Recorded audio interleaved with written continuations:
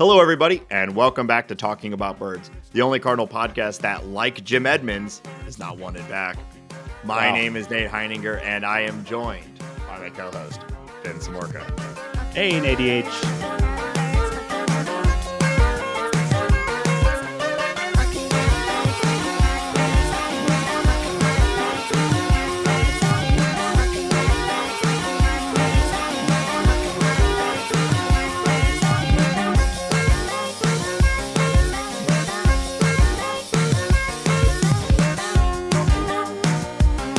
If you have an idea for the opening bit, text or leave us a voicemail at 848-48-BIRDS. All right, Hambone, we just got done with our interview, our segment with Dan Szymborski, the founder of Zips and just all-around fun guy. We're going to play that interview here in a couple minutes. But first, we have a little bit of business to get to. A couple few things we got to talk about. Just a couple few. How you doing today, Hambone? Right as rain, baby. I'm doing fantastic. It's currently raining here in St. Louis. Wow. But I don't have to deal with that for too much longer because here very soon, in about 19 hours, I'm packing myself up and I'm going your way. I'm going into the mountains. Headed out west. Yeah, if you've listened to the show for a while, you know once a year I head out to Ben's part of the world and we go on a little ski trip, fling myself down a mountain. I have been, since we have started the show, I have been learning how to ski one time a year for a couple days. Perfect way to learn anything that's moderately difficult is do it once a year. Dangerous and moderately difficult. It's perfect.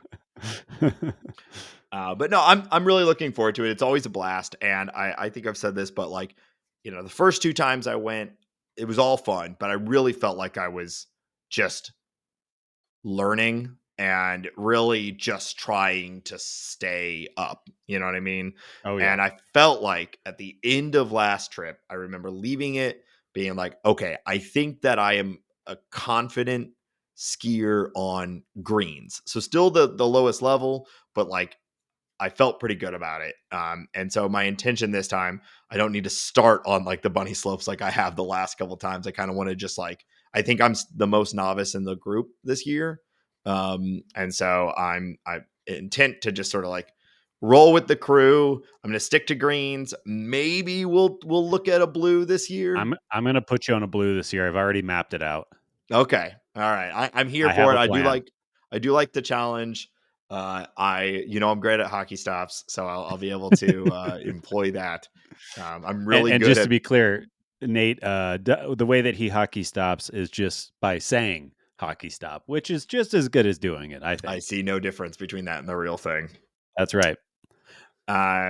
So I'll be out there, and then I get back basically right in time for us to do next week's episode. So assuming all goes well. We should have a good time out in the mountains, and we always time our ski trip around the Super Bowl because people care about the that big shit. Game. Oh shit! The big game, and the mountain clears up a little bit on that Sunday afternoon, so it's great to ski when everyone else is looking at that horse shit, which is fun. Yeah, I think I already said let's go birds. That's my allegiance this year. But sure. Yeah, horse shit also. I'm just here for Kendrick Lamar to call Drake a pedophile on the biggest TV moment of the I already know the answer to this, but any chance you saw his acceptance speech at the Grammys? No, I did not see it. It was, it happens in crypto.com stadium. So there's 80,000 people or whatever. And they all were singing aloud to the pedophile part of the song right before he accepted his Grammy. It was incredible. I cannot believe that a song calling someone else a pedophile just won the highest honor in music. Yeah. I mean, if you believe that about the Grammys, I know you could very easily Song of the Year. But yeah, the highest honor you can get in the music industry, technically speaking, is that, and Kendrick calling Drake a pedophile won it. It's great. Love Kenny. Yeah. Okay, so I say we kick over to the interview with Dan. And when we come back, we're going to talk a little bit about the Jim Edmonds thing, and then we're going to talk about some league news, and we'll wrap up the episode. All right. Joining us this week, we have Dan Szymborski, senior writer for Fangrahs, ESPN contributor, and creator of the ZIPped projection system. Dan, thanks so much for returning to the show. How's your off season been? And more importantly, how are the cats in your life doing? The cats are fine. My off season's been good, given both COVID and the lockout. I rate the quality of my off season being I still cover something that exists as a job that I do, and there hasn't been any interruption this year, so we're doing well. That's great. We're all just we're holding on as tight as we can until, I don't know. We were just talking about the specter of the ending of the CBA coming up in a couple of years. But yeah, I am definitely that is in the back of my mind. Yeah. I think relations seem fine. No one's mad about the Dodgers. The game is super healthy right now. Yeah, no, everything is fine. Considerable overarching problems happening right now, but that's not what we're here to talk about, Dan. It's kind of a key moment on the calendar for us every year is when the ZIPped projection systems finally make their way to the Cardinals. Now, I believe you do it randomly. How mad are we going to be at Dan for hating the Cardinals? No, I swear, I type equal rand, left parenthesis, right parenthesis in Excel, paste it 30 times, and that's the order. Yeah, and so we had to wait. We were the penultimate choice this year, the Cardinals. So it just came out basically right before we started recording last week. And we're super excited to get you back on the show to sort of dig into this. It's been I want to say interesting offseason for the Cardinals, but not really. It's only interesting in the lack of anything. That said, the ZIPped projections kind of just have the Cardinals as they always are, a bunch of average to slightly above average players. You wouldn't know that they are, quote unquote, in the middle of a retool or rebuild or whatever you want to call it, based off of the projections. But from your perspective, sort of looking at all the teams from your view, how are you feeling about the Cardinals off season? Well, I mean, from a ZIPped standpoint, the Cardinals do project worse than they usually do. ZIPped is usually pretty positive on the Cardinals. The manner that I use to simulate seasons does tend to reward that they, at least in the past, have had good depth. Because if I go back and look at the win projections, I believe that right now ZIPped has them kind of in that 80 to 82 win territory, which would actually be, depending on what happens, the worst projected season for them since 2008, when ZIPped projected them to win 78 games. So the team is not terrible by any stretch of the imagination. They did bounce back a bit as I expected them to, but they haven't really done anything to make themselves better this offseason. They've mostly talked about trading Nolan Arenado.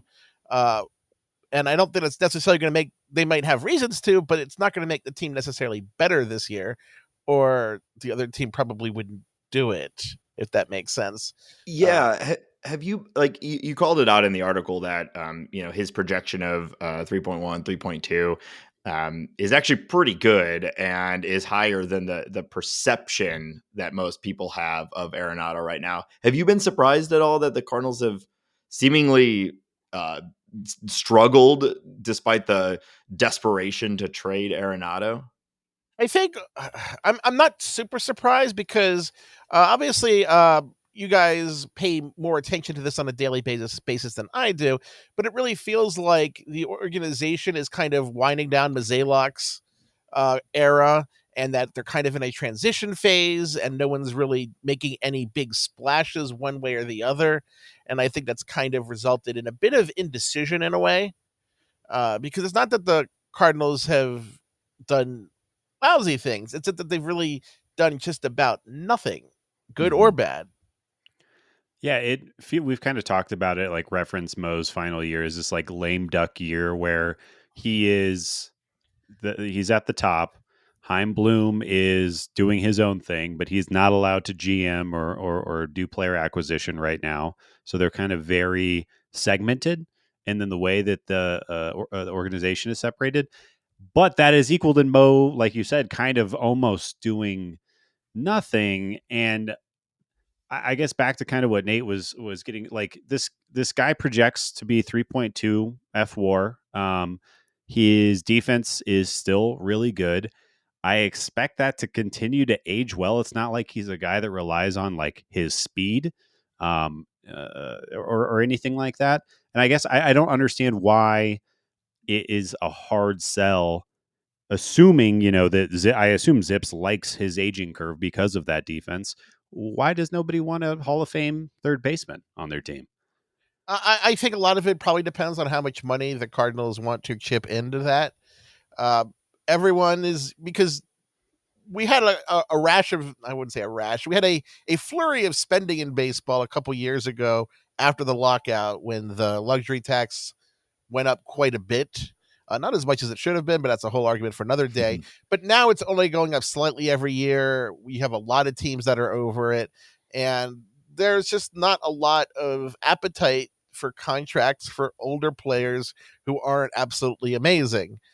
Because Arenado is still good, but he's well off his 2016 to 2022 peak at this point. And I'm pretty sure, I don't want to say specifically because I don't know, but I would guess that teams aren't any more positive about him than me. They see him as a good player who's in his declining years, and unless the money works out, they might not necessarily want to take a hit for that. And we've seen that, with some of the Boris clients the last couple winters, that some good players, have not gotten huge offers.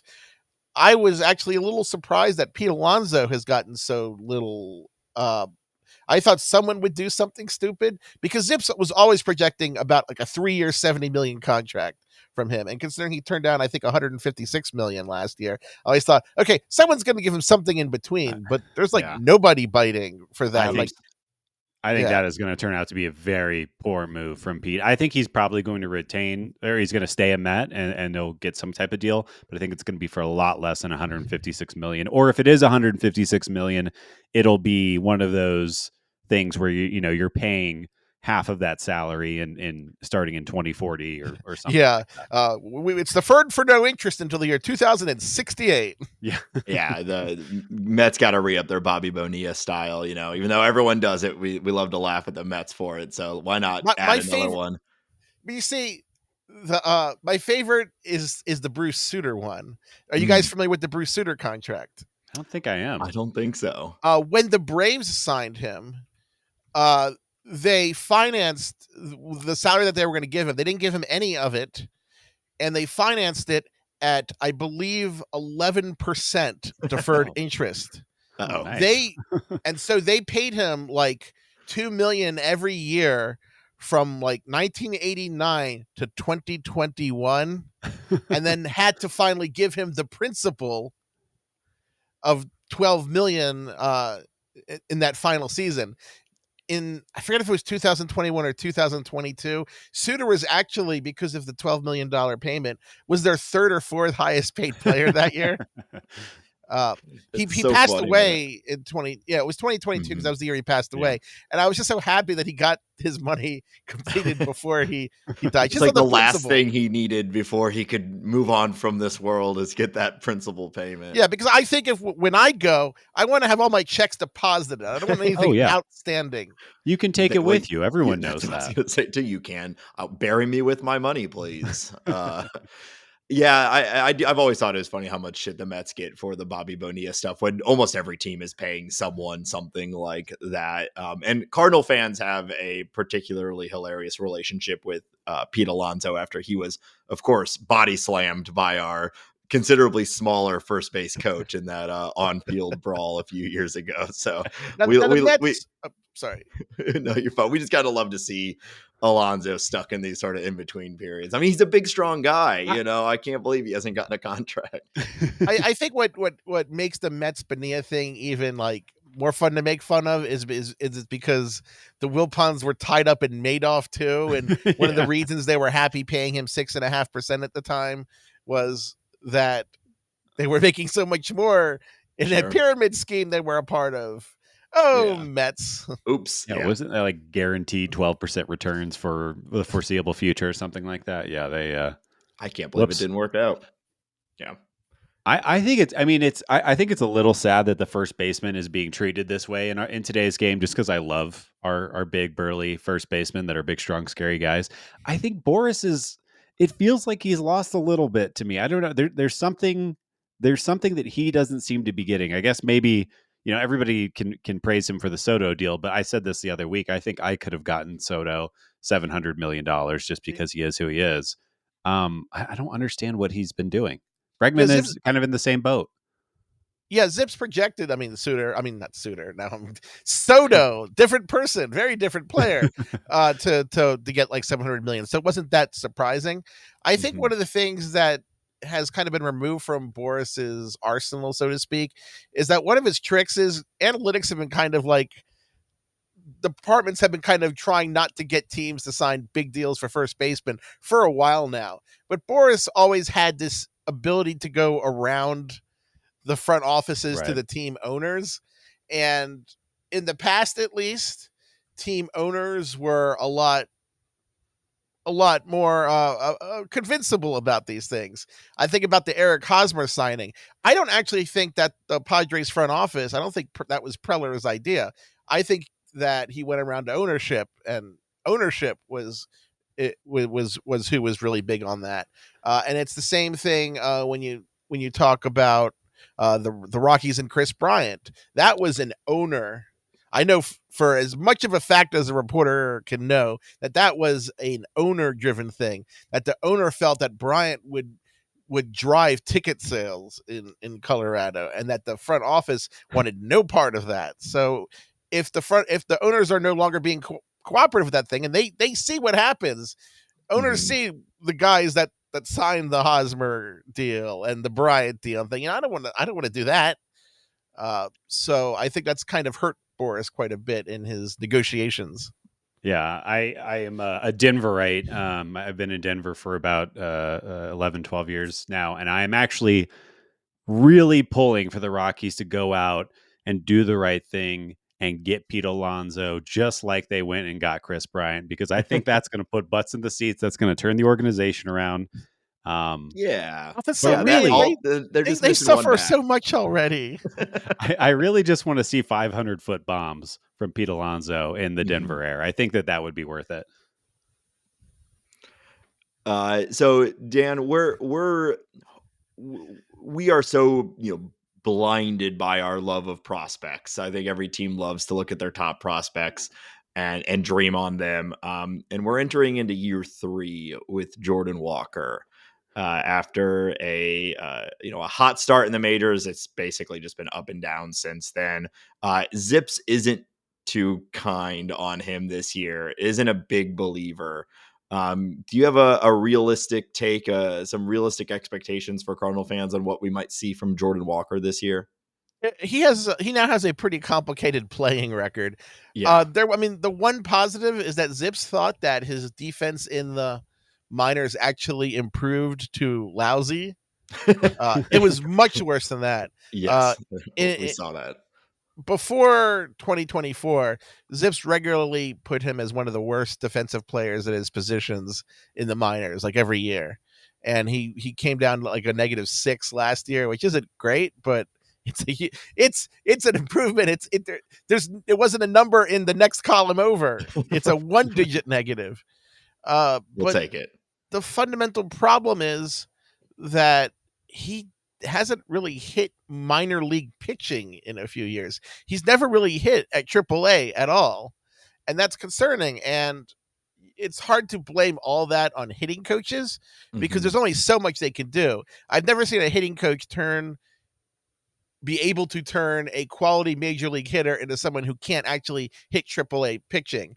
I mean, Walker has like a WRC plus in the 90s in AAA, and that's terrible for an offense-only prospect. He's basically hitting like an average second baseman in AAA, not an average major leaguer playing in AAA, an average AAA second baseman, and that's not ideal. Yeah. And he's not old yet. There's still hope, but it's really hard to count on that. I certainly don't think that it is a good idea for a contending team to put him in as the de facto starter at a position in the majors next year, or I guess this year now. So I'm just, there are a lot of questions. That's not hopeless, but there's a lot to unwrap there. It seems to be absolutely the plan, though, is he's kind of been earmarked as the starting right fielder. And, you talk about it, it's hard for a hitting coach to mess up a player. That's kind of how it reads from our point of view. They keep doing this thing where they're asking him to loft the ball rather than focus on the line drives, or he's kind of got a little bit of Yandy Diaz in him where he hits the 117 mile an hour grounder, so that's kind of what we've been hearing. We're also like I said, they're planning on starting him. So, I guess development be damned. I don't know exactly. There's also this organizational problem of not having enough developmental resources at the levels, which is another thing that's been kind of clouding the Cardinals offseason. Maybe the thought is they can develop him at the major league level, but we're kind of sitting here on a fence. I don't know how it's going to go. And then the 0.5 FWAR projection from Zips is kind of ominous as a prediction of how 2025 might go for him. I mean, on the plus side, 0.5 WAR is a whole win better than he was last year. Huge turnaround. You can say Zips projecting major improvements. Yeah, sure. Yay! Yeah, if they stick to their word, which they have not done ever in the past, but the belief is this year with the transition to Heim, it's despite making few moves to back this up, the language coming out is let the kids play. So they're saying, injury notwithstanding, he's going to get 650 plate appearances in right field this year. So I guess minimum, we can be hopeful that it's not a black hole defensively out there, just shitty, not horrible. And maybe the battle come around. The thing is, it's not necessarily the worst idea to play Walker if you are committed to rebuilding. Mm-hmm. And again, as we implied at the top, the Cardinals haven't really committed to any particular path. It's just, it's in some spots, it's lets the kids play. It's some spots, we got a veteran that we like who's fine. If this was like a total teardown, then you obviously see Walker play over some mediocre corner outfielder you bring in that the White Sox signed, like you wouldn't bring in Mike Tauchman or something. But they're not really doing that either. It's sometimes let the kids play, but it's sometimes we're competing. And like, oh, good. This is, I have no reason to believe this. There's no data coming off this, but it just really feels like somewhere in the front office, they're convincing themselves it's still the NL Central. It's still a weak division. And if Mason Wynn and Wilson Contreras and Lars Nootbaar and Brendan Donovan all have their 90th percentile outcomes, we're a real team. We're going to do stuff. And that's, it feels like it feels like being a fifth grader who doesn't practice their instrument for orchestra. You think it's going to be terrible, but the other kids are going to suck too. And it's not going to be good. So maybe I will stand out and shine. That's the Nate Heininger approach to fifth grade. If I just hit my solo, maybe. I'll just hit. If I can hit a B flat at some point, I'm good. I'm satisfied with that. Because that other kid can't even do that. But the Central is getting a little bit better. It's it's funny. I was looking at the Fangrahs playoff odds, and Pacoda's odds came out recently, and the Reds are actually projected below the Cardinals right now by a couple of systems, which I find very surprising. But I guess you can bend over backwards enough to convince yourself this team is okay. I mean, a 500-ish projection isn't the end of the world. It's just uninspiring. Yeah. The Reds have their own problems. Their outfield is likely going to be fairly lousy. they have a lot tied up in a few players. Zips does think that the Cardinals don't have actually have less upside than the Reds do, but actually less of a downside. Because you injure Ellie De La Cruz or Hunter Green takes a step back, all of a sudden the Reds look pretty terrible. Yeah. The Cardinals find themselves in the same place for the last few years, and it's kind of the worst place to be, though, is just stuck in the middle, right? Like, it seems we just had the winter warm up, the sort of player conference, welcome back to the league sort of thing that happened a couple weeks ago, and to a T, every player is saying, and of course they're saying this, but they believe that there is an outcome on this team, kind of what Ben was saying. Everyone hits their 90th percentile outcomes. You still have Sonny Gray.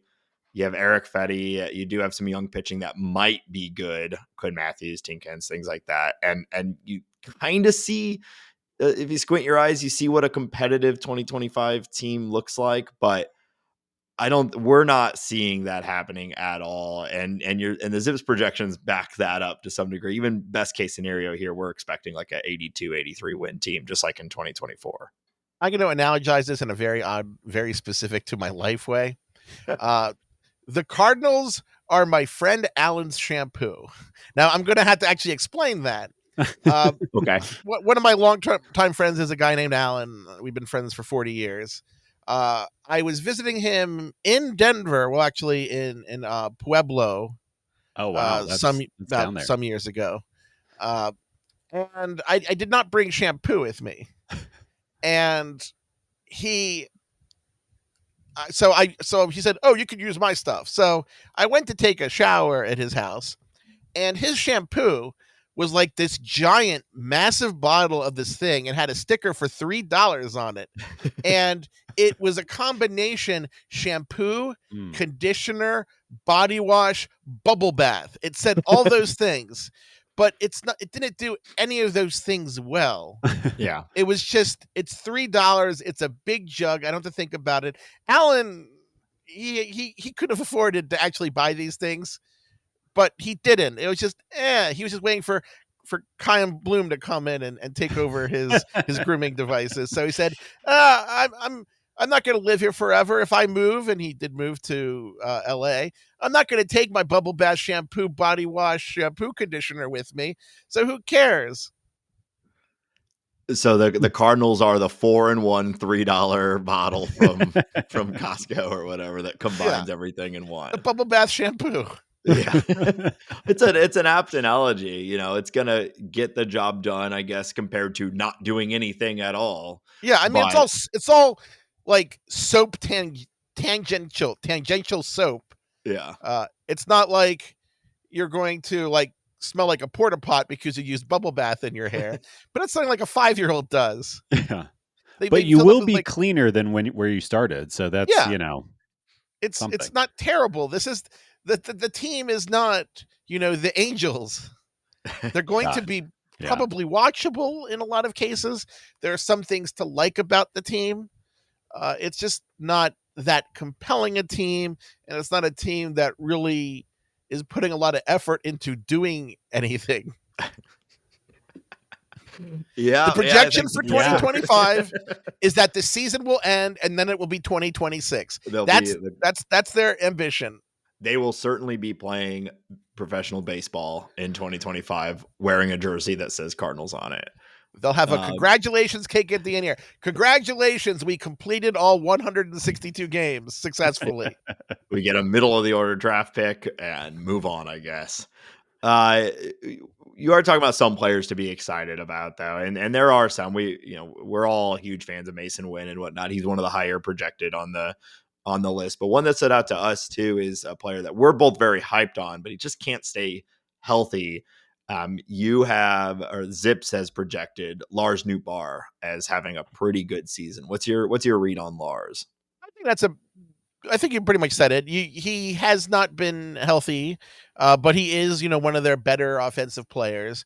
He doesn't really have like a superstar upside, and that's kind of a growing thing with him.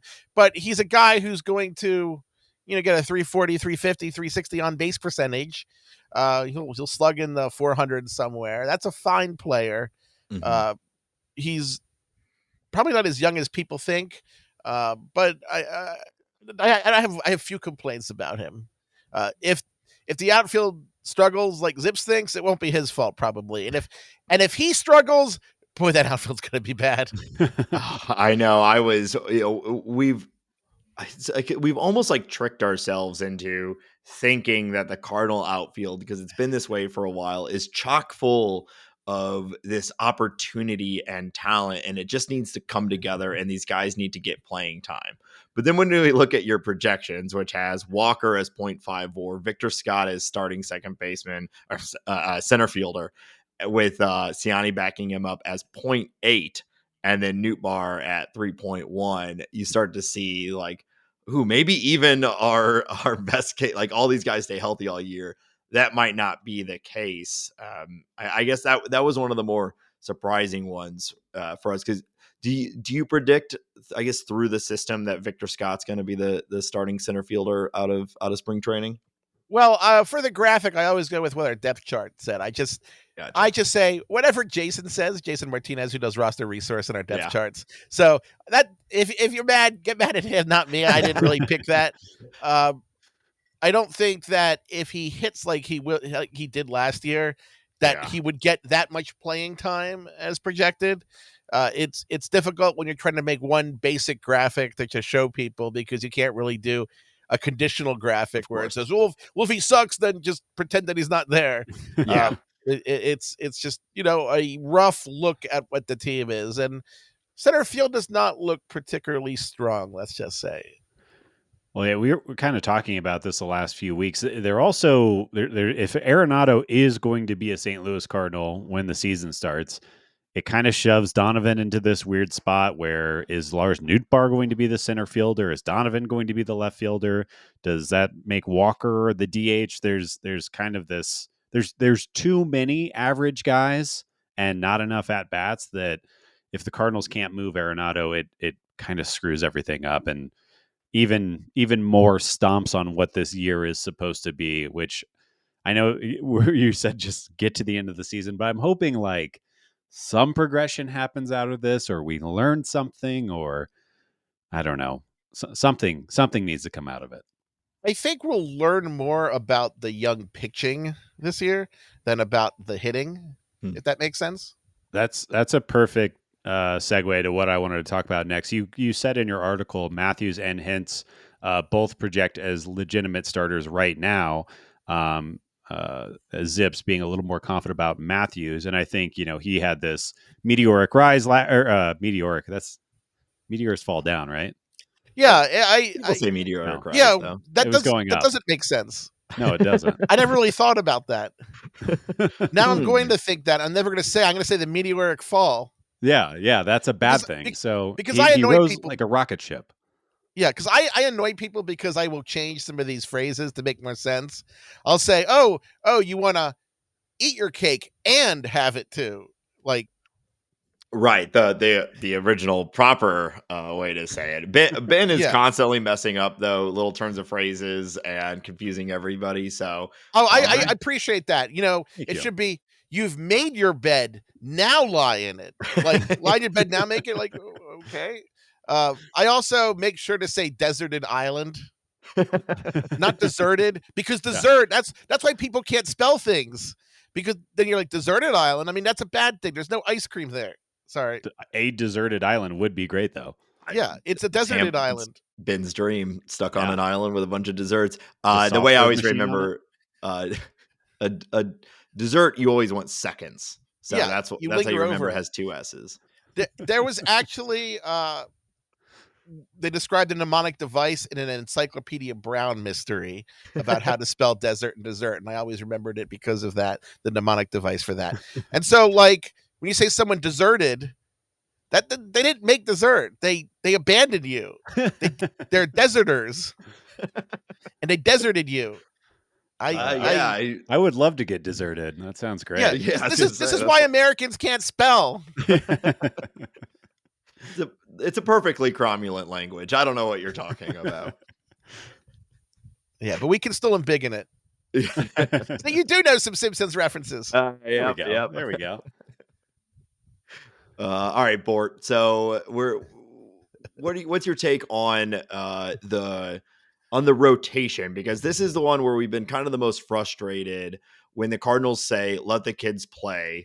Yet we're going into 2025 seemingly with Miles Michaelis in the rotation, which doesn't make a lot of sense for a lot of reasons. Gray has enacted his no trade clause, and that is what it is. We can't control that. But we were also surprised that Eric Fetty is still around. Seems like a perfect trade candidate. So I'm trying to find where these innings come from and who we expect to break out. Quinn Matthews and Tink Hence are the guys. They seem like the future of the Cardinals pitching staff. Is that really what Zips is saying too? That's about right. Zips also has a significant liking of Michael McGreevy.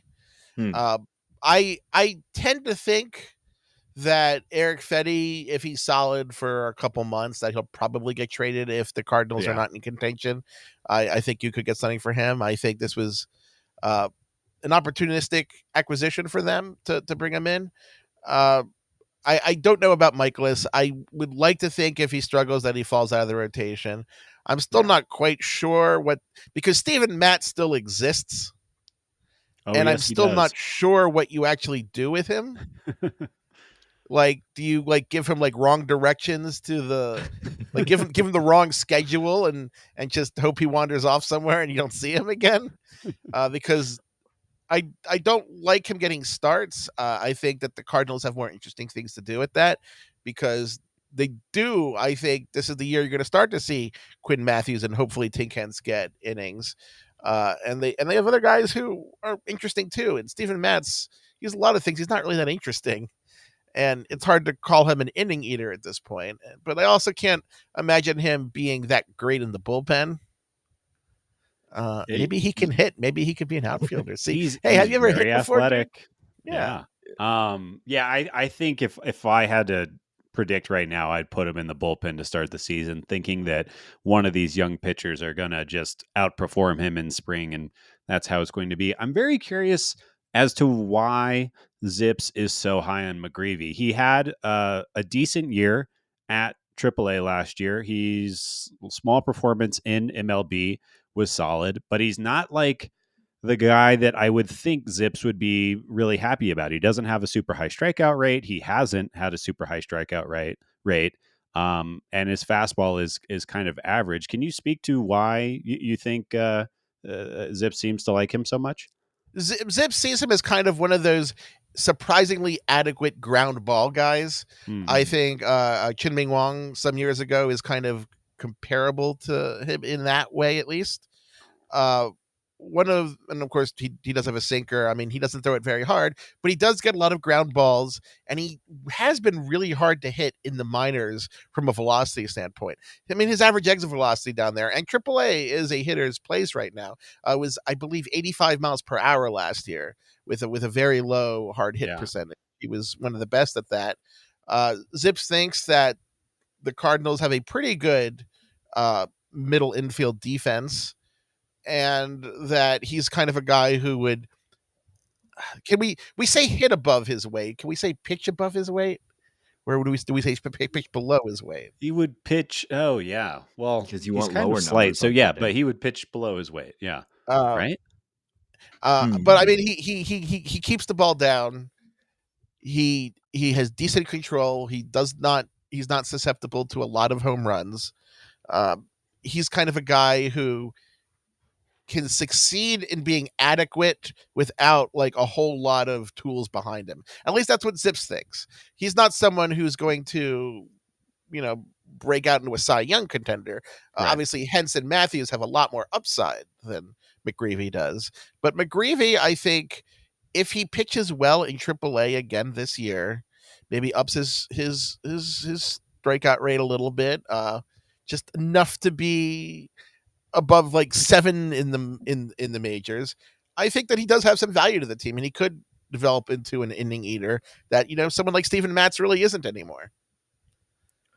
Well, there's going to be plenty of opportunity going into 26. When you look at this list of Gray, Fetty, Michaelis, Palante, Matz, and Matthews as the projected 6, Fetty, Michaelis, and Mats will all be gone. And maybe even Gray if the season goes poorly and he decides to wave his been just I saw a cat come by. Yeah, just displayed a cat across the screen. She was trying to knock over my mic stand. I had to enact some justice. There's a possibility that we go into 2026 with basically an entirely new starting rotation. We're really not anticipating the Cardinals spending any money now at the deadline or even potentially next offseason. I don't know what the pitcher free agent market will look like next year, but the door's wide open. So it won't take much for some of these guys, maybe deserve it or not. They're going to need people to take these starts in 26. And I think we both expect McGreevy will probably end up being one of those guys. Sorry. Oh, I was just going to say, I think the Cardinals are finally going to bring Max Scherzer home. I was just a stupid joke. Sorry. Yeah. We're Scherzer and Verlander Cardinals 2026. It'll be great. I expect Chaim Bloom, assuming everything goes according to plan and he's kind of in charge in a year, I think he's probably going to be more young player friendly than the team currently is right now. I think that if he were in charge right now, you'd probably see not like a teardown or anything, but I think you'd see a little more emphasis on getting some of the young guys into the majors, because Bloom kind of got a really bad rap in Boston because the ownership gave him specific tasks and specific payrolls that he did not determine. And he kind of took the blame for the things that happened there. Yeah, I'm sure he didn't say, I think he kind of gets raked over the goals. Oh, sorry. Can you go first, and then I'll go? I was just going to say, I think he kind of gets raked over the coals for the Masataka Yoshida signing, which I don't think it's been as bad as people in Boston maybe think it's been. But I was just going to add that. Yeah, and I mean, he did not go in and say, you know what, I really, really want to trade Mookie Betts. I don't want to have him stay on the team. I mean, ownership didn't want to pay it, and so he got to be the guy who had to trade a year of Mookie Betts. He got kind of an unfair hand dealt. Yeah, we try to look at when we're thinking about his time on Boston. We mostly have looked at the development of the farm system, and they have one of the better ones in the league right now. It's not entirely because of him, of course, but he certainly had a big hand in that. And so we've all been like, the off season has been pretty rough for a Cardinal fan. If you are hoping for good baseball in 2025, or I don't even say good, purposeful baseball in 2025, I think is actually all that we've really been asking for. I think most of us would rather it just be the tear down, like get all these older starters out and just go full young. But the thing we have liked this offseason, we are pretty big believers in Chaim and all the new front office staff that's going to eventually take over for Mozeliak. But it seems like Mozeliak just can't deal with leaving the team on a year where they don't feel like they're going for it. I think he has a muscle memory of every year you got to feel like you're going for it, whether it's a reality or not, because otherwise none of this makes any sense to us. All right, so let's see, Ben, any other of the player specific questions that we want to talk about? The only other thing I was thinking player specific wise was I was curious, the transition for Wilson Contreras from catcher to first base is really the biggest news that we've had this offseason from a Cardinals fan perspective. Seems like Zips is okay with that transition. I'm kind of curious, when you're projecting a position switch like that in Zips, I guess I would love to know how that works or how you go about that, or are you just kind of putting this player's previous performance and then giving him the positional switch? How does it take that into account? Well, Zips has a whole model for players playing different positions. Technically, Zips can project any player to project any position. I actually had fun with that a few years ago because I noted that Zips projected that if you played every player in baseball at shortstop, that Zips projected Rowdy Tellez to be the worst defensive shortstop in the majors at negative 67 runs. I buy that. You got to hit it right at him. Otherwise, it's generally speaking, the Zips model has a long history of players changing roles in the database, and you look for certain things. For example, moving an infielder to say center field, that player's speed data becomes an important part of it. Right. Players who are faster will adjust better to a rangy position like center field. Than say it's just different from going second to third or second to center field. And Zips will, of course, catcher's kind of tricky. Catchers who do tend to have decent range and don't make a ton of errors tend to do fine at the position. Contreras was slightly below average fielding percentage wise, error proneness wise, but it's a question of receiving errors versus throwing errors and so on and so forth. Mm-hmm. And most of those are throwing errors, which isn't really that big a deal for a first baseman. The majority of their errors are usually not throwing errors. Right.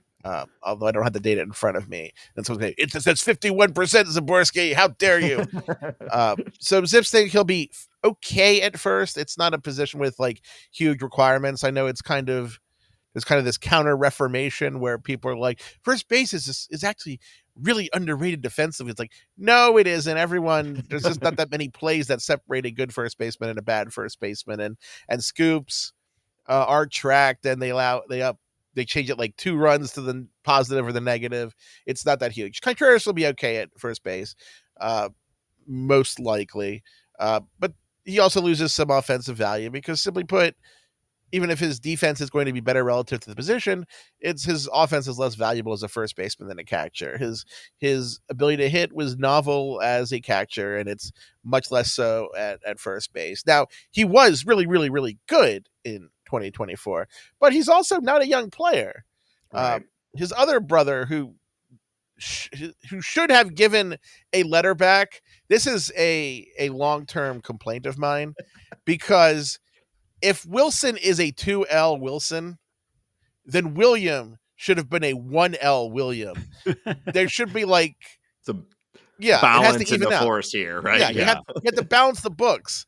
His family has an extra L that they have not given back to the world.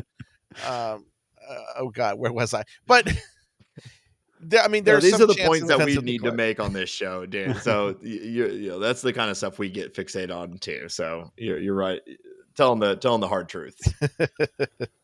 Dan, my last question for you. We've talked a bunch of the topics you've already written about, but were there any surprises for you from the St. Louis Cardinals projections this year? Anything stand out, or is it kind of just another middle to below average season as kind of expected? I think the thing with the Cardinals is the team isn't really built to have a lot of surprises in it, negative or positive. Yeah. I think we talked a little about the one surprise. I was surprised that Zips was so into Michael McGreevy. And as you can tell, I've already kind of dug into that projection as a result of seeing the very positive projections. So that's why I was able to kind of, I don't have every pitcher's exit velocity in AAA memorized. Dan 20 years ago might have done that, but I'm 46 now. I'm getting old. My memory has more holes in it than it used to. It's kind of sad. Well, baseball numbers are some of the hardest to remember too, so no worries. Oh, but here's the thing. Because of batting average, on base percentage, and slugging percentage, I'm great at remembering 9-digit numbers. I am better at remembering a 9-digit number than an 8-digit number, because I think of it as batting average, on base percentage, slugging percentage. I can probably remember nine numbers better than 6 numbers, which is really kind of sad. Yeah, now I'm thinking, is my phone number a good? It'd be an all right slash line, I think. A confusing one. Hanvat, I feel like you were going to say something. Oh, I was just to kind of round out this Cardinals conversation. We talked about the Fangrahs playoff odds. You guys have the Cardinals projected at 78.5 and 83.5. And if I could make you, Dan, would you take the over or the under on that right now, with Nato kind of still being on the team and going into spring training here in 2 weeks? I would take the over simply because Zips is over. and I have to kind of be a little loyal to the projections because these use a different methodology than Zips does, and they're a mix between Zips and Steamers. So there's going to be some disagreement. For example, there's significant disagreement with the Houston Astros. Zips has them as a 90-win team. Our projections have them as an 84-win team, and some of that is methodology, some of that is Steamer disagreeing. We do have the Cubs leading the NL Central. But Zips, some of that is Zips' fault because Zips does really like the Cubs, especially the offense. They like the offense. That's funny. We were talking about that recently. You know, for several years in a row, the Brewers have either been projected or have just, you know, ended up being the winner of the Central. But it started to feel like with the acquisition of Tucker and then Presley, and now it looks like Ryan Brazier is joining the team. Like, they're making the most effort at actually improving the team in the NL Central, and you don't have to squint very hard to see that team being pretty good this year. Which we're all just hoping that the Cubs don't re-sign Tucker, so they blew all those resources on a year where we don't expect the Cardinals to win. But I think we're all waiting for the Cubs to start spending again. Yeah, if they get a good healthy season from all three of Imanaga, Steele, and Tyone, I think they're really hard to beat unless the projections for the offense are really, really off. It looks like Zips is a decent fan of their prospect Matt Shaw too, who I expect to take over third base. So that'll be good for the Cubs, I guess. Yeah, if the projections are right. If the projections are right. He's really it's hard for me to root for the Cubs, but he seems really exciting. I'm kind of excited to watch him play. I mean, in the minors in 2024, he had a WRC plus of like 140 something. That's what you do on it. That's contrasted with, like, you know, Walker at AAA. That's what you want to see an offensive guy do, and he can play third base. I mean, he's not a Gold Glover. He's not Nolan Arenado or anything, but he can competently play third base better than Mike Bush could. So, I mean, they've been talking about Bregman. I don't see the lure for Bregman with the Cubs. I agree. I don't think it makes any sense for a lot of reasons. I did see they were even talking about him playing second base, which Nico Horner is there. Yeah, I don't understand that thought. I don't get that move. Yeah, if you were the Cubs and you're going to spend the amount of money to beat Houston's offer for Bregman, which I think was like 156. I gave that number to Alonso. I know he had a bid last year. It was like in that neighborhood, maybe 160 or something. Yeah. But if you're going to beat 156, then why didn't you do that for Corbin Burnes instead? Right. Like, I mean, the Cubs have more of a use for Corbin Burnes than they do for upgrading Matt Shaw. Or even a Jack Flaherty, who just got a pretty reasonable deal with the Tigers. I'm kind of excited for the Tigers. We're pretty big fans of Flaherty as a former Cardinal. So I was glad he went to a team that I can root for and not feel bad about it. But I was really surprised the Cubs didn't go and do something like that. Yeah, poor Flaherty. My feeling from talking with a lot of people who've been close to it is that he kind of overshot like the kind of contract he wanted. I heard numbers like 5-110 being floated around as offers, and no one trusts him enough at this point. Yeah. He was really, really good last year, but you have some injuries and struggles before that. I don't think anyone was prepared to give him 5-110. And I think once you get to this part of the offseason, teams have spent most of the money they want to spend. Unless you're a special case like Bregman. Yeah, I think the prove it year for Flaherty in that ballpark is probably going to turn out to be really good for him, and maybe the Tigers are good this year. Yeah, if Flaherty repeats his Detroit performance this year, he'll do a lot better next year. Yeah. If he pitched like Tiger Flaherty for the whole season, I think he would get 5-110 next year. But this was just a year too soon. Yeah. And to close this, I looked it up. According to MLB.com, the Astros made Bregman a 6-year, $156 million offer early in the offseason. So 156 is at least right for Bregman. I'm not sure. Okay, now I'm looking at Pete Alonso, Mets offer. Was it 5-125 for Pete? It was like, was it that? 25 a year? From SNY TV, Mets reportedly offered him a 7-year, $158 million extension during the 2023 season. He should have taken that. He should have taken that. I would not have counseled the Mets to offer that. No.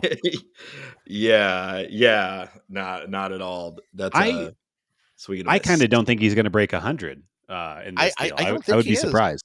Yeah. I think if there was a team that was going to do that, he'd be signed now. I think that teams are offering him, he probably would get a rich 1 or 2 year offer. I actually think that it would make sense for the Blue Jays to do something really off the wall and like offer him 1 year, $40 million or something. I think that would be great. I would love that. I think he would do well in that ballpark too. I guess you have 2 big, heavy first basemen, but whatever, make it work. Yeah, I mean they want. There are a lot of reasons to pay good money to rent him, but you don't want to rent.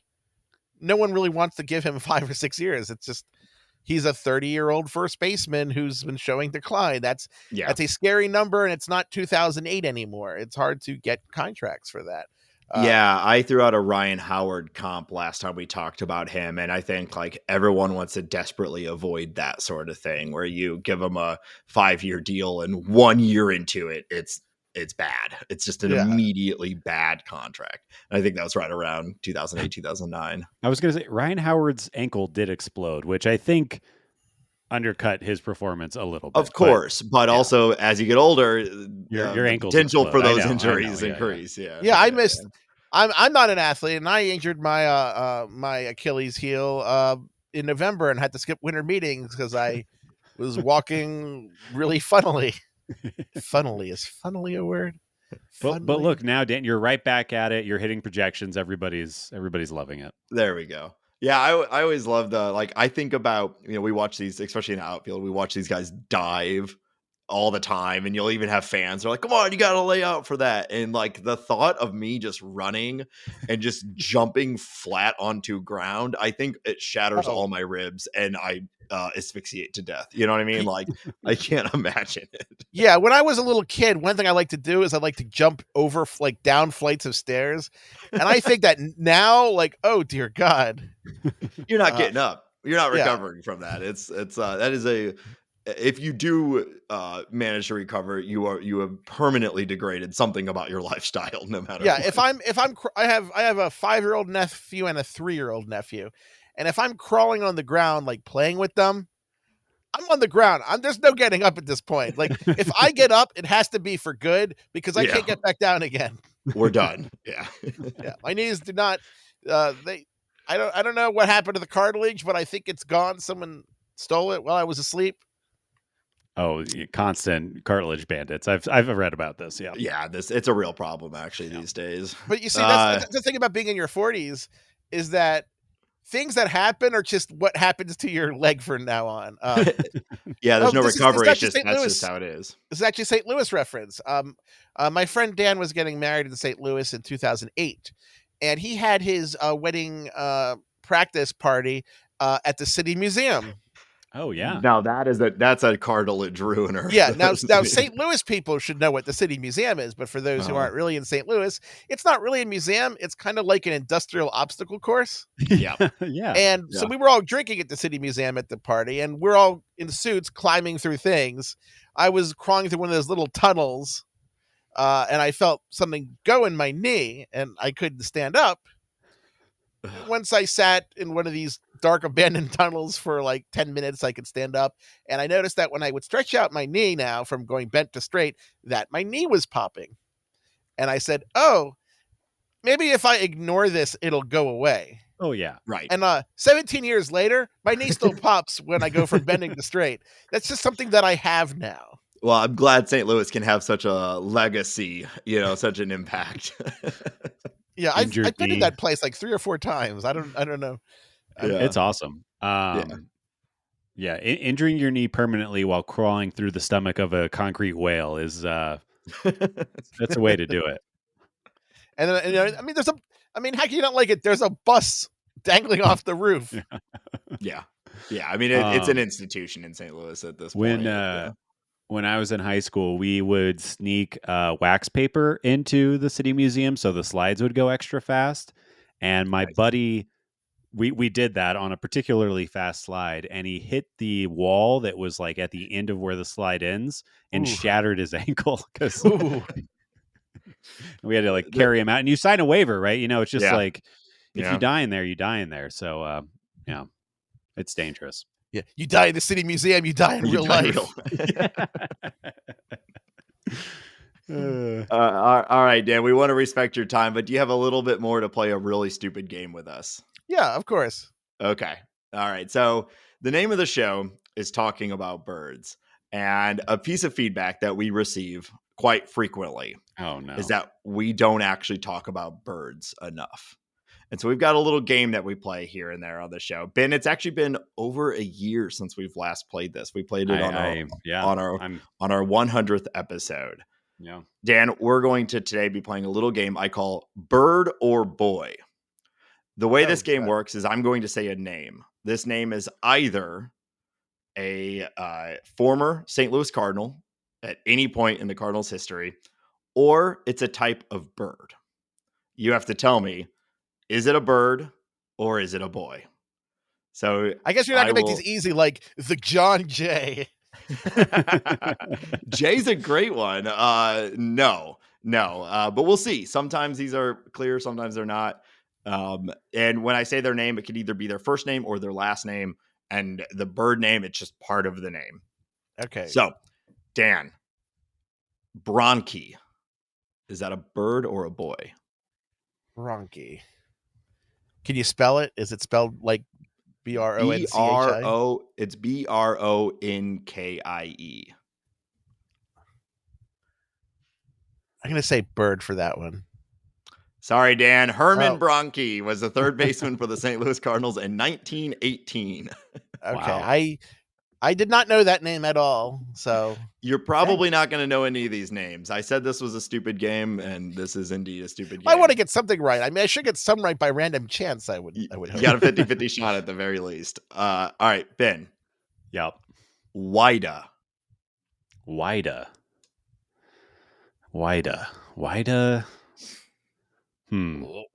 hell are you asking me that question? Yeah, is it like a brown-tailed wida? That kind of sounds like a bird. I've never met a wida person. I'm gonna say bird. The broad-tailed paradise wida is a species of bird in the family Viduidae. It is found in the woodland and acacia savanna habitat in sub-Saharan Africa from Angola to Uganda, Tanzania, and Mozambique. Wow. Is a sub-Saharan forest really paradise? It's a paradise wida. I guess for a bird, that sounds hot. That sounds too hot for me. All right, Dan. Okay. Cooney. You mean like Tim Cooney? Coonie. Oh. Dang, I see. If you didn't spell it to me, I would have thought, Tim Cooney. I'm gonna have to say person. I'm gonna say person. Cooney Blank. What a name! Cooney Blank first name. Wow, was a catcher for the Cardinals in 1909. So you got it, Dan. Good guess. Oh, now I want to know if his name was actually blank or if on some database it was blank and someone wrote it in. That's a great question because we play another game where we do like old timey naming and stuff like that, and there's so many funny ones like that. I looked up Cooney Blank on Fangrahs. He was 16 years old in 1909. 1 game played, 2 plate appearances, and no performance, no hits or anything like that. That I feel like this person does not exist. Yeah, it might have just been, hey, that's Cooney, and then so it's Cooney Blank. Huh. See, if he had been he played in the NL since he was a Cardinal, so I was thinking because he could have been one of those players who played the Alan Travers Ty Cobb game where they kind of got people from the neighborhood after Ty Cobb was suspended, but wrong league, unfortunately. Right. Yeah. Is that the same game? There's still the same record for the most runs given up in a single inning is from that game because the starting pitcher was like an accountant from down the street, and he just went up there and lobbed like softballs until he got lucky 3 times. I don't know if the record still stands, but that was Alan Travers, the pitcher. He was a divinity student at St. Joe's, and because they were basically getting people who, are you in your early 20s and could you throw a ball or swing a piece of wood? That's what they pretty much did that game. He did have 1 strikeout.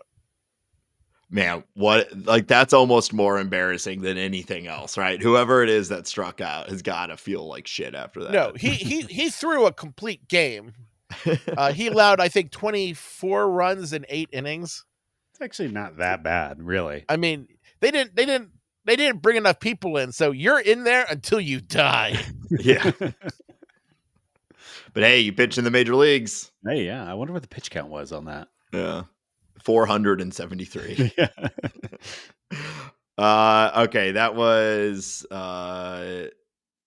Ben, right? Yeah. So no, that was Dan. No, Dan, you did that one. So Ben, Chittum. One more time. Chittum. Okay. I thought you were cursing at me. Wow. I have absolutely no idea. For some reason, I want to go bird. So I'm just going to go with my gut and say that is a bird. It sounds like a bird, but it's actually Nelson Chittum. He was a pitcher for the Cardinals in 1958. So we're getting closer to modern era. All right, Dan. Melodectes. Melodectes. That sounds like one of those like Etruscan warlords that the Romans conquered. Yeah. Etruxes fought against Caesar and lost at the Battle of Campania Minor. I was thinking it also would fit right into a Blizzard IP, right? Like, here comes Melodectes. So Melodectes. See, I can't even remember it. I'm going to say bird for this one. Melodectes? Belford's Melodectes, also known as Belford's honey eater, is a species of bird in the family Melophagidae. A lot of Melodectes that he has to have that specific one. Like, it's his Melodectes. That's Belford's. Not one of the other Melodectes that you know. No. These are found in the New Guinea highlands. Its natural habitat is subtropical or tropical moist montane forest. Is it a bird that still exists? Because I know there was...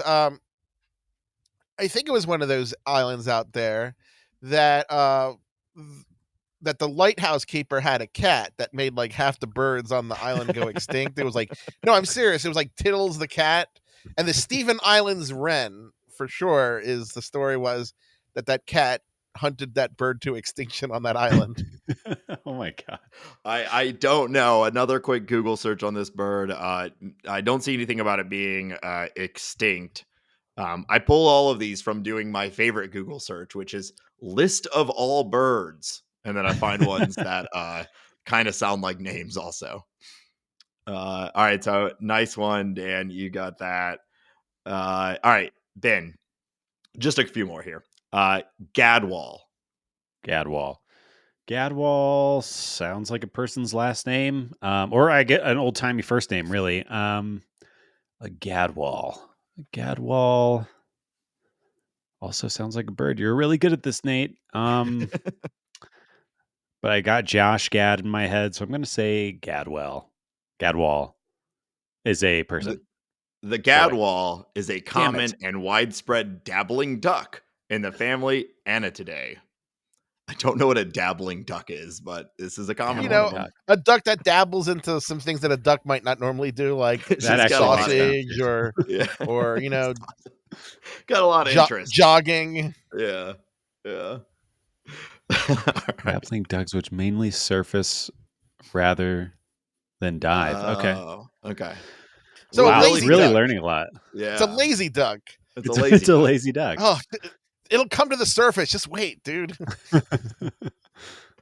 We're really filling our talking about birds quota this episode. So thank you for being a part of this, Dan. All right, I got one more for each of you, and the game is currently tied 2-2. Dan, helmet. You mean just helmet? Helmet. Helmet. Was there a helmut? Helmet. Was it M-U-T? This is spelled like helmet. Like the way you know. Helmet. Well, then I'm going to say bird. I don't know. I think I would have remembered a player named Helmet and made a joke about it at some point. So I'll say it's a bird. The helmet bird. The helmet vanga is a distinctive-looking bird of the vanga family, Vangidae, and is classified in its own genus Euryceros. It is mainly blue-black with rufous wings and a huge arched blue bill. It is restricted to lowland and lower montane rainforests of northeastern Madagascar. So is there a whole series of birds called the Venga? I don't know. Because is that what the Venga Boys, their name comes from? The Venga Boys are coming. The helmet bird is coming. It's going to tweet and eat. Oh, man, I would love larvae and berries. I'm guessing probably not, but... probably it is not, spelled but slightly different.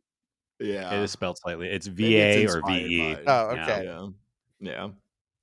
All right, Ben. Last one. All right. Okay. Parrot. Well, wait. Wait, I know the player who's... Well, there's definitely somebody with the last name of Parrot, but Parrot is also 100% a bird. So this is... Is it... Are you allowed to spell it? Yeah, I mean, it's this one that I have in front of me is spelled Parrett. Okay.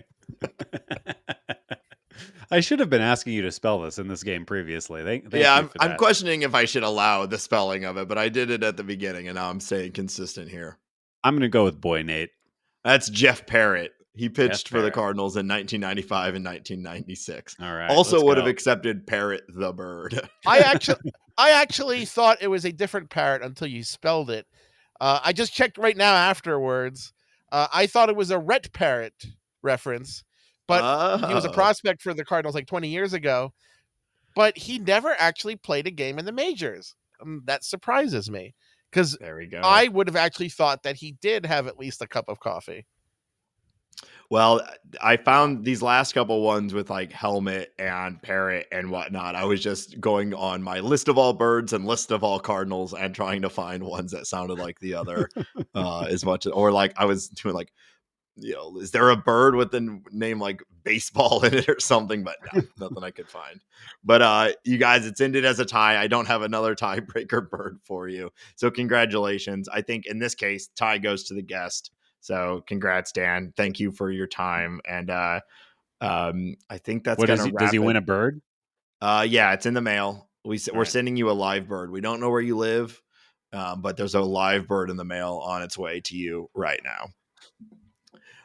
Is it an edible bird? I mean, I have 4 cats. The bird might not stay alive that long. Aren't all birds edible if you want it to be? Yeah. I don't know. Birds? It would seem weird to eat an eagle. It would seem weird. Like illegal also, right? I don't know. Or I don't know if you should eat a vulture. That doesn't sound good. No, but maybe it's our well, can and should are two very different things, All right. Well, Dan, thank you so much for your time. We said at the top, you can find all your work or a lot of your work on Fangrahs. In particular, I love the articles that you do, like your recent one with Alex Bregman, where you run a simulation if Alex Bregman was added to every team individually, not all 30 teams at the same time, which you make a point of saying, what would that do to the standings and playoff projections? I love that sort of stuff, and you do a good job of having a lot of fun with the math that you're also really good at putting out to everyone. Is there anywhere else or anything you'd like to plug that people might want to check out?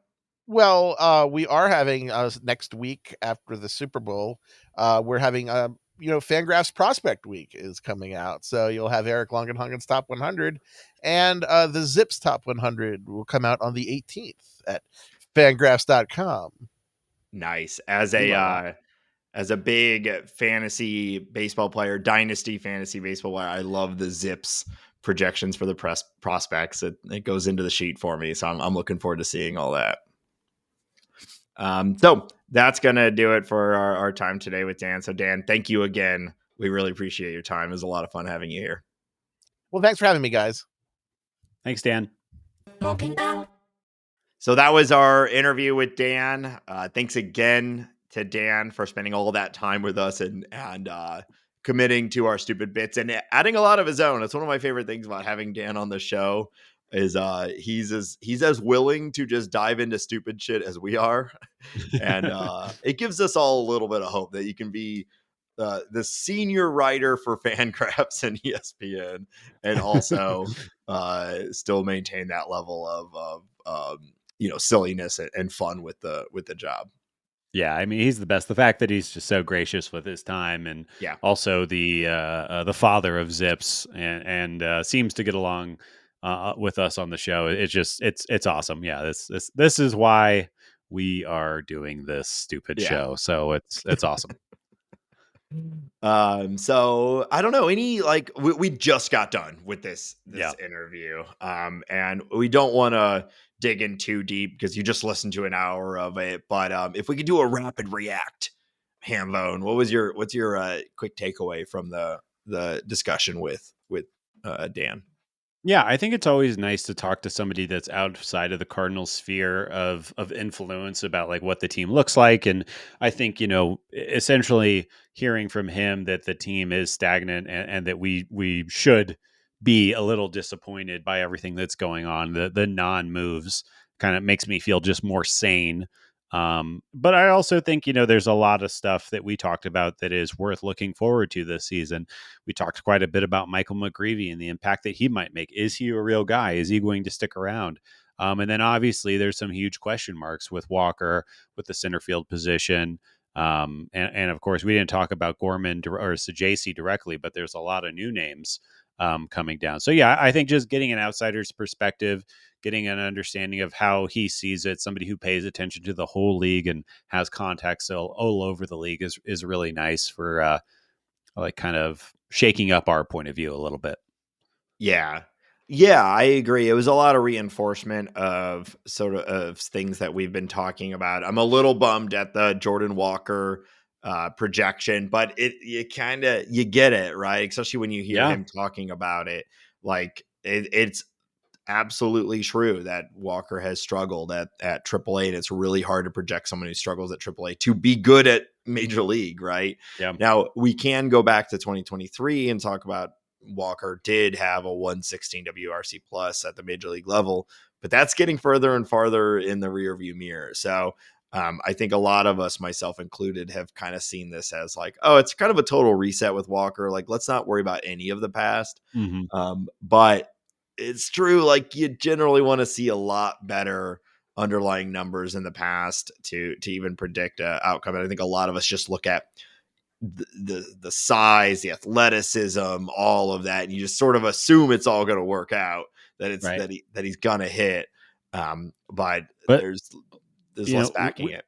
We talked about that Cubs prospect Matt Shaw, and Matt Shaw's putting up around 140, 150 WRC plus in AAA, and Jordan Walker just hasn't done that. And he did have some success in the big leagues, and he even had some hot streaks and some things to look at. But I do think he kind of helped me realize it is a big question mark. He is young, but there is no guarantee with this player, and it is a little mismanaging. It is kind of chaotic how the Cardinals have gone about this when you look across the league, and that was helpful from Dan. Yeah, I agree.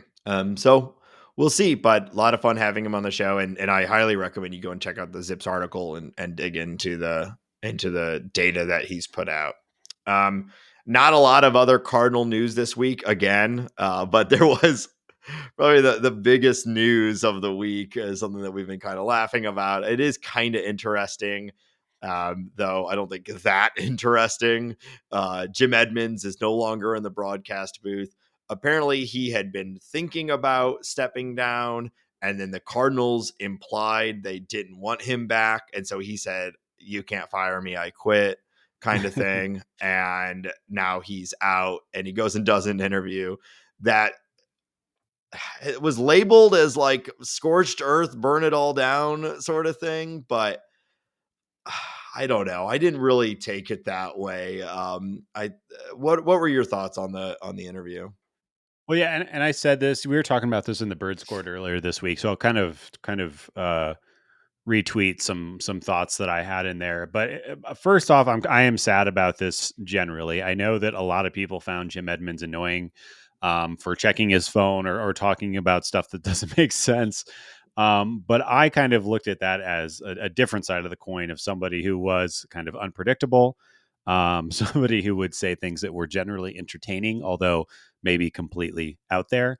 And I also thought his baseball IQ, his understanding of the game, the relationships that he has with the players, specifically the outfielders, his ability to pick up on tells, and to kind of just he is a savant when it comes to baseball. So I thought he provided a lot of interesting and unique insights that only Jim Edmonds can really provide. Maybe that wasn't always delivered in the best way, but again, I thought it was interesting. And, I don't want to also, I'm not trying to trash Brad Thompson, but I find him to just be a little too generic. And when you're somebody who watches 150 plus games a year, that kind of wears on you, hearing the same things. I think somebody in the Bird Scored reference, like, it sounds like a video game, just saying the same 15 lines over and over. So I am disappointed by that. I am curious to see if they will bring in a Rick Ankiel or somebody else who has kind of been around that aura of the Cardinals and doing some reporting or broadcasting for them, just to liven games up a little bit or to give us a little bit of variety. And then to talk about his interview.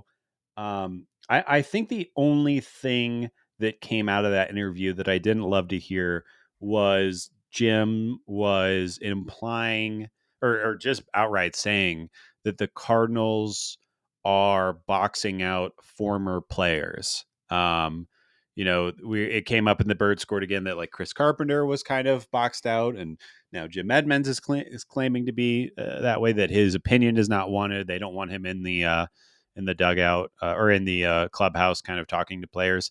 And to one sense, I understand that we have a Cardinals way that we want to do things. We want our players focusing on such and such, and outside voices will only muddy the waters. I get that to a degree. I do think it is very important to leverage all of the resources that you have. And if you have great players that want to come in and offer free advice and work with players, why not pull that lever? I just think it makes sense. Now, to what degree is that true? And to what degree was Jimmy Ballgame just angry? We don't know. Yeah, that's where I like, because if what he's saying is completely true, that the Cardinals are starting to like move away from having guys like him, former Hall of Fame or near Hall of Fame level players, are just not like really welcome around for their advice and guidance anymore. Like, I could totally see that seems bizarre and is a big red flag. But there's nothing else seems to be that way, because the spring training still certainly seems to be chock full of these guys, and John Jay and Daniel Descalso are now in the dugout. We know David Freese is returning. Ozzy's been a huge part of it. Willie McGee had always been a big part of it. There's way more examples of former players being wildly embraced for their coaching than there are of people being boxed out. And so I wonder if this is either a perception thing, just his own, or like, dude, you are also a member of the press, and you walk out of that dugout and you go into the broadcast booth and are frequently talking about the conversations you've had with these guys in private situations. And there may just be a little bit of people being like, well, I'm not going to talk to Jimmy the Cat about my struggles. I'm also not going to talk to Jim Edmonds about it, because I don't know what he's going to say in the broadcast booth. This is, of course, pure conjecture. I don't know. But I mean, there's a chance that he's going down there and, saying that players should be shooting up ivermectin to help them hit better. We have no idea what he's saying. We really don't know. Yeah. Because he obviously got a high baseball IQ, but he could be going down there and spouting absolute bullshit. Who knows? Yeah. I do tend to agree with you, though. Like, it certainly seems like his advice is probably pretty good, because we know obviously his caliber of play, and then in the broadcast booth, by a mile, he is the best at analyzing what's happening on the field and talking about the game as it's being played. And I'm a little more anti him for all the other stuff than you are, but I absolutely would not deny the fact that he's pretty good at talking about baseball and baseball alone. So I am hopeful that there is just something to mix up the broadcast booth this year. We got plenty of time to talk about the broadcast booth though, so I don't want to go too hard into it. But this just seemed like I think this is the year we bring Dan back. Dan McLaughlin should come back to the booth. You know, yeah, Dan is always, he's the voice of the Cardinals to me. I'm not sure that that's ever going to happen though. Yeah, I agree. So, all right. I guess we'll track this, see what comes of it. And as games start to happen, we'll see what the broadcast booth starts to look like a little bit more, because whether we like it or not, this actually is one of the biggest impacts on Cardinal fans that there is, especially this year. Like you said, we all watch 150 games a year. And so who's in the booth really matters. Give me Matt Holliday, give me David Eckstein, give me some Holliday personality. And I've thought, like, I know Waino has basically already passed local coverage, but maybe they can get him on a 15 game pass sort of thing, where he comes in and sits in a bunch of games, That would be great. Yeah. Yeah. I think there's a bunch of options here. All right. So we're going to run through some league news real quick. This episode's already getting pretty long with the interview. But there was some activity this week that we wanted to talk about. Yeah, we'll go through some of the player moves pretty quickly. We talked about this move with Dan in the interview that you heard earlier, but Jack Flaherty is returning to the Motor City, 2-year deal with the Tigers worth $35 million in guaranteed money. The front-loaded deal pays Flaherty $25 million in 2025. I don't think we need to analyze this much more. Like I said, we just talked about it with Dan, but just to get the numbers out there. Happy for Jack to get some pay, and hopefully he can convert that into a real deal next year and go on. Tigers they were the story of last year. They're adding a pitcher, the AL Central that continues to be what it's been for years now. I think I like the Tigers this year. Tarek Skubal is that guy. Yep. You were calling it for years. We should have traded whatever the bullshit packages you were throwing out 3 years ago for him, where we should have done it. I don't know why they didn't. I don't know why I'm getting dragged in this, but all right. The Blue Jays officially announced their 1-year deal with Max Scherzer. He reportedly receives a $15.5 million contract for 1 year. Yeah, I mean, it's Scherzer. If he pitches, it's probably going to be good for the Blue Jays.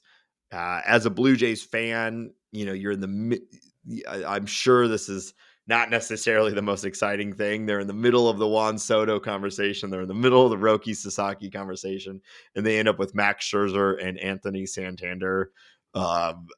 Both should be net gains to the team, but not the most exciting. I mean, we all love Scherzer. He's probably going to be pitching as a 45 years old for the St. Louis Cardinals at some point. So we'll see. But, I guess it's nice to see the Blue Jays continuing to add. But I don't know. We'll see how this goes. Yeah, nice to see them add, if Gausman and Scherzer are healthy, if Andres Gimenez can bounce back, and if Bo Bichette remembers how to hit, the team looks really good. But that's a lot of ifs, and they play in the toughest division in baseball. So I wish them luck, but it's a tough outlook right now.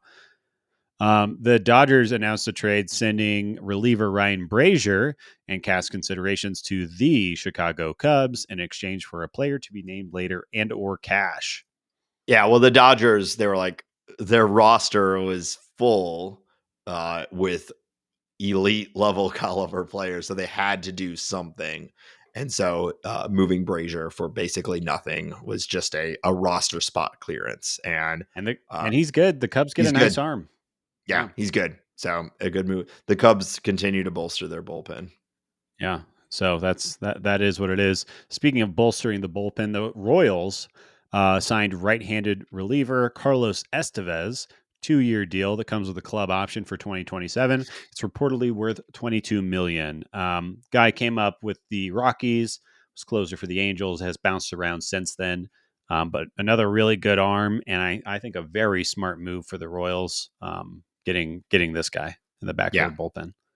Yeah, well, they are. I haven't looked at the Central playoff projections, but I have to imagine the Royals are projected to do pretty well. Maybe win the Central. I don't know, but they have some of the highest end talent with Bobby Witt and whatnot. Maybe the best overall player in baseball, and we all know the importance of a good bullpen. So adding this guy makes a lot of sense. Yeah, he is slated as their closer with Lucas Ekrig next year. So we'll see how that shakes out. We talked about this at the very end of last episode, but just to get the numbers out there, the Rays have officially announced the signing of Ha-Sung Kim to a 2-year free agent deal. He gets $29 million and he can opt out after the first year. So, if he performs well, which I think it's going to be a really good situation for him. Yeah. I think that this is going to be a really good deal for the Rays. And I think the Rays are doing that Rays thing where they're a lot better than a lot of people are thinking. You look up and down their lineup, you look at their pitching. I don't know. I can see this going really well for them. Well, it kind of does every year, and then they just have to decide at the midseason, are they going to go for it or are they going to sell? Because they're a team that I love what they do. They basically decide midseason, are we in it or not? And even if they're looking pretty good, unlike what the Cardinals will do, they'll say, we're pretty good, but we're not good enough. Let's just sell and come back next year, right? Was it last year they were like on a 90-win pace and they sold at the deadline? Yeah. Which I imagine as a fan, that can be pretty frustrating. But when you look at that division, you can see why they really want to set their sights higher than like 90 wins. They really feel like they probably need to be like a 95 plus win team to really compete. And they make a decision and they go with it, Yeah.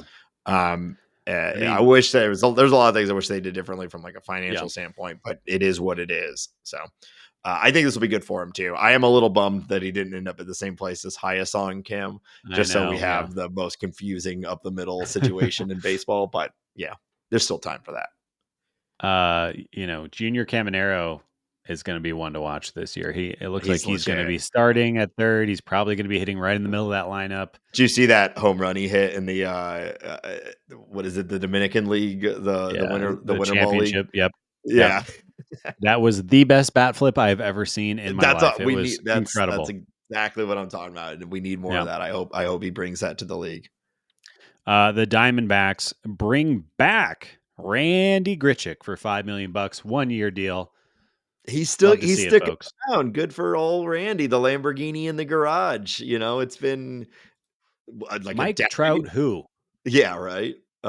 It's kind of remarkable that he's still in the league, just because I don't know. It certainly doesn't seem like a player that has not hit at the level he's expected would even still be playing. But here he is, another $5 million deal. He's a good player. Diamondbacks are going for it, so I think it's fun. In 106 games last year, he put up a 139 WRC plus. There you go. He's mostly platooning, right? Right. Yeah, that's a platoon, and then he can still catch it in the outfield a little bit, and he's still kind of fast, but he's getting older. The Mariners are bringing back Jorge Polanco, a 1-year deal with a vesting player option for the 2026 season, guaranteed $7.75 million. I don't know. I hate the Mariners offseason so far. To be honest, this is a fine deal. That's the end of my analysis. Polanco's good. I think he's kind of underrated. Sure. I think everybody on the Mariners. Did you see the article last week that Seattle Ballpark has the highest gravity in baseball too? I did. A fly ball will fly 1 foot less far than in almost every other ballpark. Yeah, so there's just a lot going on there, and I saw Dipoto put out a whole statement basically trying to defend the offseason, saying like everywhere outside of Seattle, we're actually a pretty good offense, so leave us alone. I don't know, but Polanco's pretty good, and this is a really cheap deal, so I think it makes a lot of sense for them. Sure. All right, a little more bad news. MLB fires umpire Pat Hoberg for sharing betting accounts with a pro poker player who bet on baseball. Did you read about this, Nate? Did you catch up on this one? Have you seen this? Have you heard about this? A little bit. I don't know. I haven't dug into it just yet, though. But I saw he lost all of his appeals and is officially fired. He is officially fired. So Pat Hoberg, who is arguably the best ball strike umpire in baseball, he was famous. Made famous for getting a perfect ump scorecard in the playoffs. I think it was 2 years ago. But arguably the best ball strike color in baseball. It turns out that he was sharing a FanDuel account or something to that effect with a pro poker player. They were betting. That poker player was betting on baseball and even betting on games that Pat Hoberg was umping for. Pat Hoberg claims that he did not know. And baseball's investigation essentially said, you guys shared an account. If you just look on the homepage of that account, you have access to everything. It is unreasonable for you to claim that you did not know that this was happening. And there was also evidence of deleted text messages in between Pat and this poker player, person A.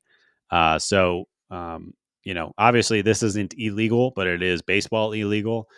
So he will be suspended for a year. He can reapply to come back next year. My guess is that he might be done. It'd be, I mean, it wouldn't be the first time baseball has been hypocritical, but like if a player did this, it would be huge and they'd be face significant long-term punishment.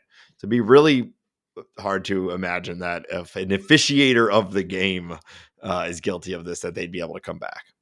I just don't bet on sports. I don't get it. Like, you have a dream job for so many people. You are so talented. You're so good at your job. You could probably be an umpire till you retire forever. What the hell are you doing? And why are you sharing in a FanDuel account? That I absolutely do not get. There's also, if you read the report, there's some really weird information. Like, they would pay their debts in cash. They were also very terrible. Their losses were massive, like tens of thousands of dollars or hundreds of thousands of dollars over years. Well, I hang out with a lot of poker players. That sounds like every poker player I know. Everything is cash and they're bad at it, at money management, Well, it's just like anytime you hear about one of these stories, it's always the person has lost hundreds of thousands of dollars. Stop betting, people. What are you doing? Sports betting is, is terrible. So, I buy into our fantasy league every year, and that is my sports bet. Yeah, I mean, I know it's kind of splitting hairs, but I do think there's a fundamentally different thing than fantasy sports versus sports betting. It's never going to be tens or hundreds of thousands of dollars. No. So I guess it's also me against you, not me against the outcome of a game, right? Yeah. So anyways, sorry, Pat. It's bad for baseball, honestly. He was good. Does suck. Yeah, he's the best. So, all right. Final piece of news: Fay Vincent, former baseball commissioner, has passed away at the age of 86. He was the commissioner before Bud Selig, and if you remember, he was essentially fired by the owners for disagreeing with the owners, and we pretty much had a sycophant since then. Bud Selig maybe being the least of that, I guess, compared to where we're at now. But Fay Vincent was kind of the last version of somebody kind of being a caretaker of the game. And now we kind of just have a lawyer that works for the owners. It is what it is. Yeah. Yeah. I would love to see another version of Fay Vincent in the future, but certainly does not seem like that is a likely outcome. We need more guys named Fay. Great point. Yeah. Yeah. All right. That's all I got for Is it short for anything? Is it just like Faymond? Fayette? Faitholomew? I'll look it up right now. Fay Vincent. Fajamin. Francis Thomas. It's just a nickname. Wow. Francis. So his name is Francis Thomas Vincent. Well, the dreaded 3 first names. Yeah, that's why he went by Fay, to kind of change his fate. All right. Well, that's going to do it for this week's episode. We didn't really do our full plugs section because of the interview, but if you love the show or like the show and want to support it and the time and effort that goes into making it, consider joining our Patreon, patreon.com/talkingaboutbirds. Thanks again to Dan for joining. And we will be back next week, assuming Ben and I both are able to recover from our ski weekend. Wish me luck. And until next week, I don't know. Rumors are popping again on Arenado. Maybe it's finally going to happen. Maybe it's finally going to happen, Hambone. And maybe we'll have some actual Cardinal news to talk about next week. Oh. But either way, you can guarantee it's going to be a packed show. Hell yeah. Hope everyone has a wonderful week. We'll see you next week. And until then, go St. Louis Cardinals. See ya.